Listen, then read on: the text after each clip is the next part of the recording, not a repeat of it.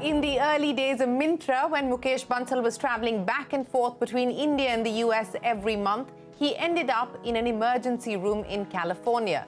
What Bansal tried to shrug off his jet lag turned out to be a viral form of meningitis. While the thought of giving up entrepreneurship did occur to him as he struggled to manage his health while meeting the demands of bootstrapping a company, but followed after his recovery was the rise of Myntra and Bansal's obsession with physical and mental well-being, which has now resulted in his new book, Hacking Health. Over the last 16 years, Mukesh Bansal, by his own admission, turned himself into a guinea pig of sorts, experimenting with varied diets and workouts to see what works for him and what doesn't. From getting himself tested at the Human Longevity Center in San Diego to using biohacking tools on a daily basis, he has done it all, and he says hacking health is simple. Sleep more, eat less, and always move. In fact, in 2016, I remember asking Bansal after he exited Flipkart where he could set up his next venture. I'm not surprised. He said health.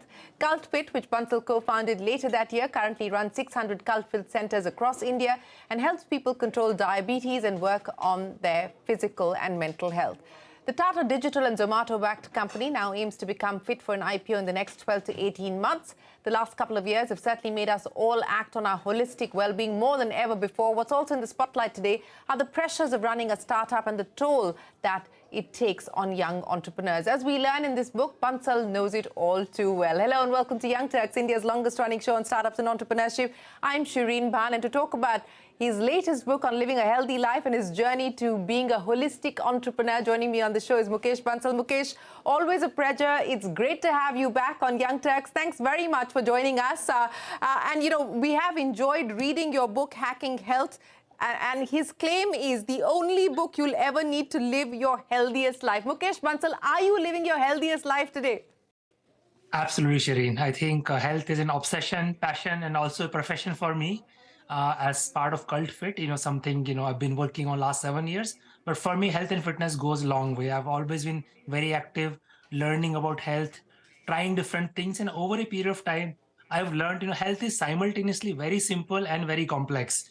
As you earlier mentioned, if I have to simplify, it just boils down to eat less, sleep more, always move. But then there are so many myths and so many fads and so much clutter, and it gets very confusing for people to figure out how to pursue healthy lifestyle.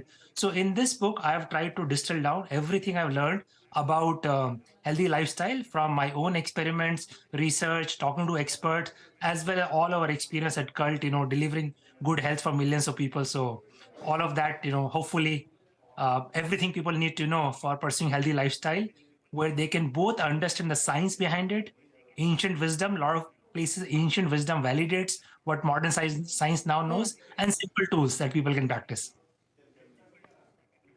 Well, speaking of tools, etc., and you also talked about how health has become an obsession as far as you're concerned. I have to honestly say, Mukesh, when I was looking at all the stuff that you're experimenting with and the regimen that you follow, I'm frankly intimidated. You've got an Aura ring that's worn on the finger that tracks all kinds of body function, a Whoop band, a Muse headband, a Med wand, a hyperbaric oxygen therapy chamber. I mean, I'm frankly intimidated. How do you manage to keep pace with all of this? And is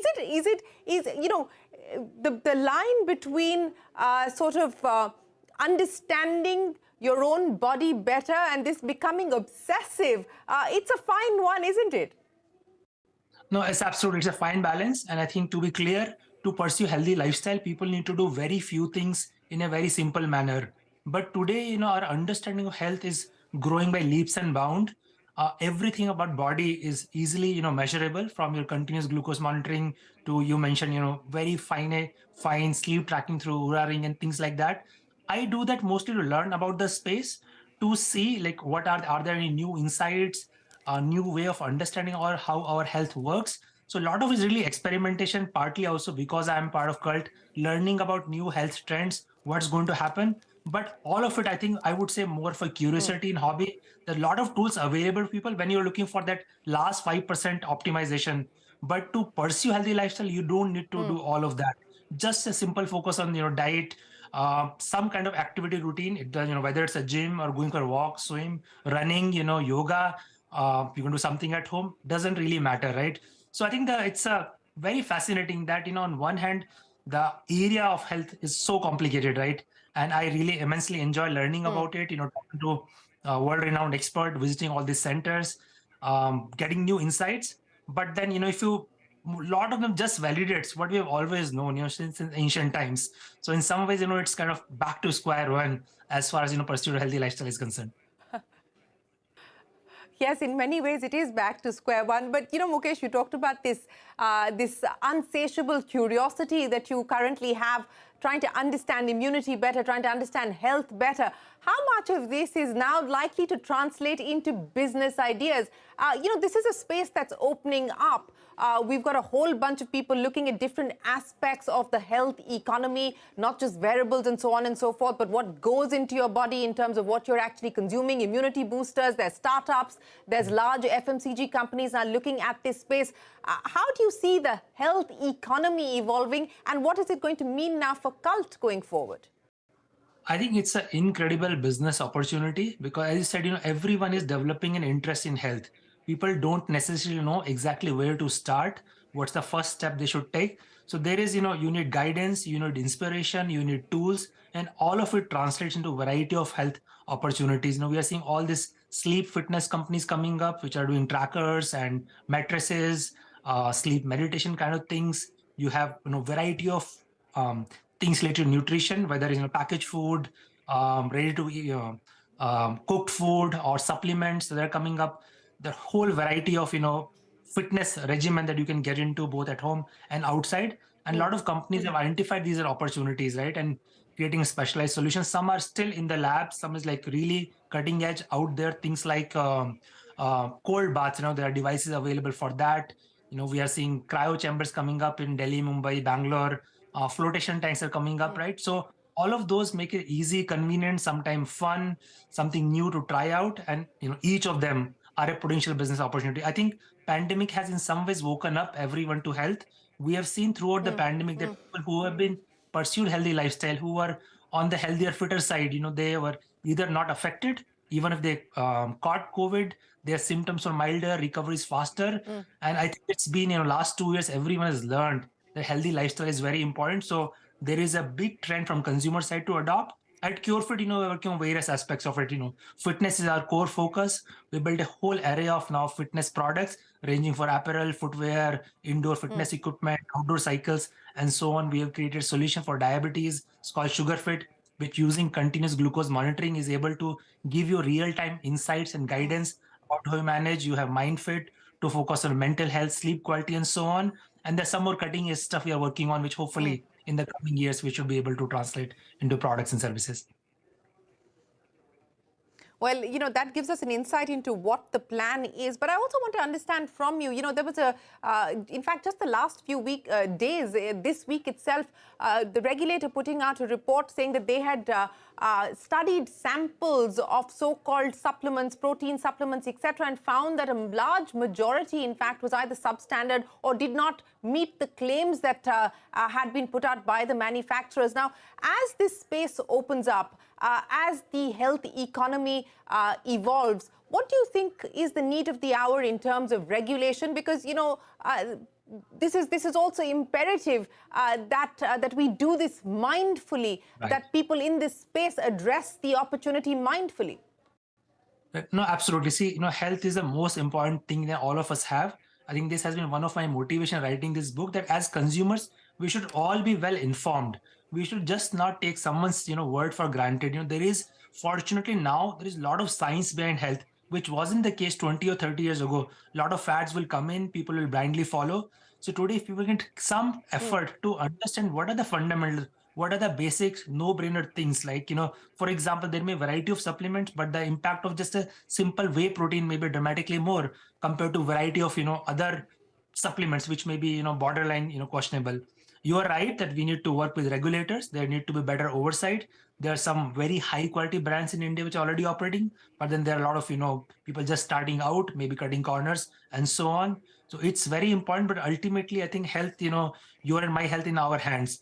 And there are so many things we can do just in our home, our kitchens, how we structure our day, some of the healthy habits we can adopt. So we don't have to be too dependent on these solution novelties. We can always straddle on the side of mainstream science. We can also look at, a lot of people in health talk about don't eat something, let's say, which is made in a plant, eat something which grows on a plant, Yeah. right? Or don't eat stuff that your, grandparents may not recognize. So we can fall back on some of these things that, people have known over, ages. And just, practicing yoga is no brainer. You don't need, any validation because it's been there for thousands of years. Fasting, intermittent fasting may be cool now, but in, all religion traditions, especially in India, we have all kind of fasting regimens. Now, what science tells us that it does not matter how you fast, whether it's once a week or, extended period or intermittent fasting, they all do the same thing in terms of much better fat, regulation, so that your body is able to metabolize fat better, and you are able to, use calories more optimally. So things like that, right? So yes, there needs to be some oversight, but there is a lot that, just you and I can do on our own. And so is, anybody who's willing to put in some effort to understand health. It's not very complicated. Yes, I think common sense and balance is important and imperative, really, as you try and chart out a roadmap for yourself. And I think it boils down to individual choices as well. But Mukesh, you talked about some of these opportunities and, of course, what you're trying to do through Cult. But you are, of course, a serial entrepreneur. You've always sort of spotted trends ahead of the curve. Are you looking at investing in startups with founders who are looking at this space at this point in time? We're certainly, I think, Cult, our ambition has been to be one-stop shop for everything for healthy lifestyle. Some of our earlier growth also happened through acquisition. So we are quite open to partnering with anyone who is innovating in this space. It could be a business partnership, it could be an acquisition opportunity, and so on. I mean, we eventually want to, Cult to be that one-stop shop where everything about healthy lifestyle is available, is validated, scientifically validated, it's tested thoroughly, so that the quality is very high, something can be trusted, just like Cult sent us today. So absolutely very interested in hearing everything about all the innovation in health and fitness. Okay, let me move away from physical health and mental health for a little bit and talk about the health of India's startup ecosystem, Mukesh, because, you've had a ringside view and a ringside seat. So let me understand from you what you make of what is going on currently. We've, of course, seen, up cycles and down cycles. We're currently going through a down cycle, and this is, of course, driven by what we're seeing happen globally as well. How concerned are you about what you see today and the impact of this liquidity drying up, of the funding winter? How do you see this impacting the startup ecosystem in India? Yeah, Shireen, fortunately for me, like going all the way back to my Bay Area days, this is, I think, my fifth business cycle I'm going through. So, there are times when we all get carried away as an ecosystem. There are excesses, which I think certainly were there, after pandemic. And now I think there is a bit of a correction in the system. There are some of the macro trends which are not favorable. All of it will play out. But I think looking purely from startup point of view, I feel all the downturns are always really good time for stronger, healthier startup to survive, consolidate their position, do an acquisition if they need to, and just gear up for the good times. The whole thing about what doesn't kill you makes you stronger. I have gone through two really bad down cycles in my earlier avatar at Mintra, and both of them ended up making Mintra a lot better than what we eventually became as a result.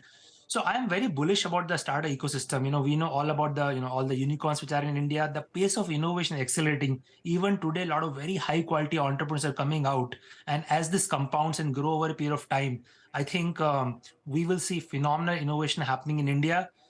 Whatever we see today's valuation or the size of market will pale in comparison of what we'll see in 10 years. I think there's a hardship for next 12 to 18 months. There's no question about it. Some of the excesses need to be corrected. Business models need to be readjusted. I think profitability needs to be taken very seriously. That's the only way any startup can survive for the long term. And some of these cycles are a good wake-up call for all the founders to step back, take a breather, think deeply about their business models, reset things, and gear for the long term. So I'm definitely cautious about the next 12 months, but not worried at all. I think on the whole, it's a good thing for the ecosystem to get stronger and better for the long term.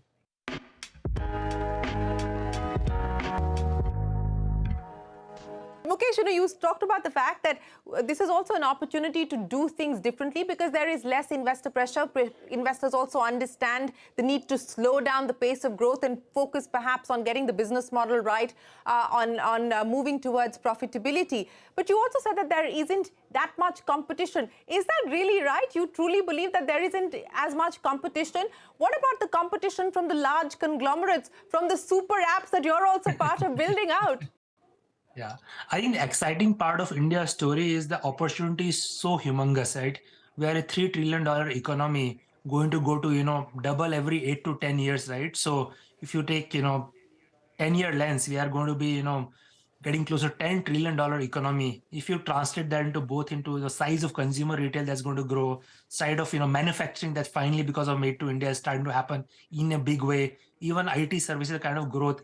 I think the pie is just way too big. As a startups, all we need, starting out 10 to 100 million, revenue journey or 100 to 500 million journey. I think there's enough and more space. The key thing is to have that unique differentiation, solving some consumer problem very uniquely, and then obsession about the product, which is so good that people want to, use your product. When I say there is not much competition, what I meant is, there is not pressure for market share. There may be a lot of other players, but what is of more importance is how good your product is, how good your retention rates are, how good your metrics like, LTV to CAC look like, and things like that. I think so companies can do well to focus more inwards and focus more on consumers than focusing on the competitor, which may be going up at maybe a different share of the pie. Are super apps the way to go, Mukesh? Super apps obviously offer a huge convenience. If I can have, one app which services most of my consumer needs, ranging from, electronics to, food, fashion, health, travel, all in one place, which is what I think you are alluding. Tata News and Attempt, I think it's come a long way. Product is starting to look amazing. It's making very steady progress. And knowing what I know, I'm very bullish and excited about what's to come in next 1 or 2 years. Mukesh, I want to now talk about another very important issue which I don't think gets spoken of very often.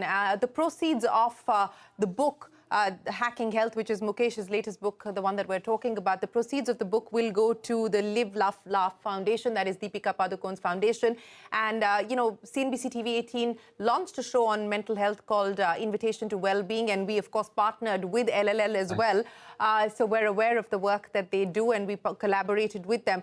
I want to understand from you, Mukesh, while we talk about physical health and a lot of founders from the startup world are out there on social media talking about what they do as far as physical health is concerned, talking about mental well-being, emotional well-being, mental health continues to be stigmatized. It continues to be an issue that not many feel comfortable speaking of. I want to understand from you, how do you see this? And also, this is an environment where the narrative is that, the paranoid must survive, and, people are talking about how many miles they've chalked up on an airline. Living out of a suitcase is almost considered a virtue. In that environment, with that narrative that one has to deal with, and an increasingly lonely job of being an entrepreneur, how hard has it been for you personally to deal with this issue?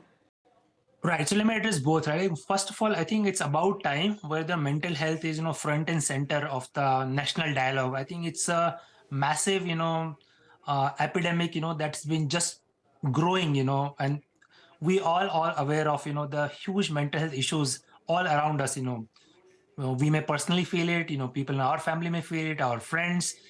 We all know it's out there, but it's highly underserved because there's very little discussion about it. There's very few service professionals available around it. The awareness is very low. And as you mentioned, there continues to be stigma around it. I think we are moving into modern India, where we need to get past all such stigmas. We need to acknowledge mental health is just another health issue like many others. We have diabetes issues and hypertension and CVDs, and similarly mental health, needs that kind of attention. You are absolutely right. Entrepreneurship in one area where mental health issues gets really exacerbated because it is a difficult journey, lonely journey. A lot of time you have a lot of self-doubts. You don't know whether you are doing something wrong. You're not able to share your fears, your vulnerabilities with people around you. I know personally a lot of people, who have suffered in the, mentally as part of, their entrepreneurial journey. But the good thing is, we are more and more people are coming and talking about it. You mentioned, what LL is doing. It's incredible, what just one organization has done. I think as part of MindFit, we've developed a complete offering from meditation to yoga to therapy, etc., to address. There are a lot of very interesting startups who come in this space. As good that, we are able to talk about more openly. I wish more and more people will come out, talk about it, share their own mental health journeys, as well as help improve the awareness so that more solutions come up and people who desperately need help on mental health are able to get the right solutions. You talked about how you've gone through many down cycles yourself. What was the coping mechanism, Mukesh, that you depended on, that you used to be able to just get yourself to say, Right. all is not lost, I need to take the next step forward? I think two, three things help me immensely. First and foremost, just focus on health and fitness. I can relate, sometimes from my Mintra journey, in my particularly like really bad days where I feel like I was losing it and I have no idea what's going on, what's going to happen, I'll just take a half a day break. I will cancel my meetings, go back to the gym, work out for 1 hour, 2 hour, and come back feeling, refreshed and charged up and able to focus. I think, and there is a lot of evidence now that physical fitness is a very strong direct correlation with mental health. Your focus improves, your overall, you feel good, you are less stressed and so on. Other is, I had a very strong team around me where we had a kind of open dialogue. We would share all kind of issues, including, things we're really worried about. Sometime, you will really question whether, you have self-esteem issues and so on, that I was able to talk it out, with my core team, as well as, some of the board members who are very close to me. So I had that support system around me, as well as, I think fortunately, very healthy lifestyle habit. My entrepreneurial journey did not require me to compromise on my sleep. I always sleep 7 to 8 hours, no matter what happens, barring some exceptions, which has a, fortunately these days, sleep is also getting a lot of attention, which has a deep correlation with mental health. So yeah, some of these, I was fortunate to have these healthy lifestyle habits, but and have that, good system also around me where which I was able to count on. Well, it's good to hear that, and I agree with you. I think the physical activity does, of course, just give you the motivation to move forward through the course of the day. But a lot of my producers are asking me what to break up your day for us. What does Mukesh Bansal's day look like? What do you pack into 24 hours? My ideal days, if I were to manage, like morning 6 to 8 is for fitness, wellness, meditation, morning walk, etc. 8 to 10, 11, I try to focus on my own IC work, where I must sit down with pen and paper, think about things, organize my day, work on tackling one problem to the, best I can.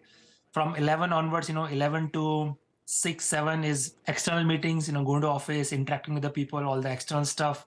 Again, 7 to 9 ish is winding down, closing with the evening meditation, etc. And 10 to 5, or preferably, 9 to 5, I try to sleep and up again at 5, and hopefully, and try to follow the schedule 6 to 7 days a week. So, Mukesh, before I let you go, I'm sure that the entrepreneurial itch continues, and you talked about how you have that me time to go over problems that you want to address and solutions on how you want to address those problems. You've done a bunch. You're currently doing Cult and, of course, working on Tata Neu as well. But what else? What next? Where is the curiosity now leading you? The thing is, India opportunity is so exciting, Shireen, that there is, no matter where you look, there are tons and tons of opportunity. Right now, obviously, I'm heads down focused on what I'm currently doing. I think writing this book also took some time. Hopefully, a time will come where I'll be able to think about my next venture. For now, I'm able to, work with some very interesting companies. I was a seed investor in Grow, which has done incredibly well. Fortunately, I was part of Skyroot from day one, which eventually became India's first private space company to launch rocket in space just, Yes. few months ago. Few other that I'm actively working on. Hopefully they come to fruition. But mostly I'm very, very bullish about the consumer retail opportunity in India. I think despite, everything we've seen in last 10, 15 years, the rise of e-commerce, etc., we feel we just scratched the surface of the organized retail, uh, Indian origin brands. We are seeing a lot of activity with players like Mama Earth and Mensa and Goat, etc. those are also early signs. I think we'll see a lot of action in further evolution and development of commerce and private brands in India. That's also familiar to me. So definitely that's one area I'm keenly watching. Well, that's an area that you were, in fact, one of the Indian pioneers, Indian startup pioneers to get into a space that you built out. Mukesh Bansal, it's always a pleasure. Appreciate you joining us here on CNBC-TV18. We wish you the very best of luck with Hacking Health and, of course, with everything that you continue to do in the startup space. It's been fun talking to you. Well, that's it then on this edition of Young Turks. As always, from the team, thanks very much for watching. Goodbye. Stay tuned.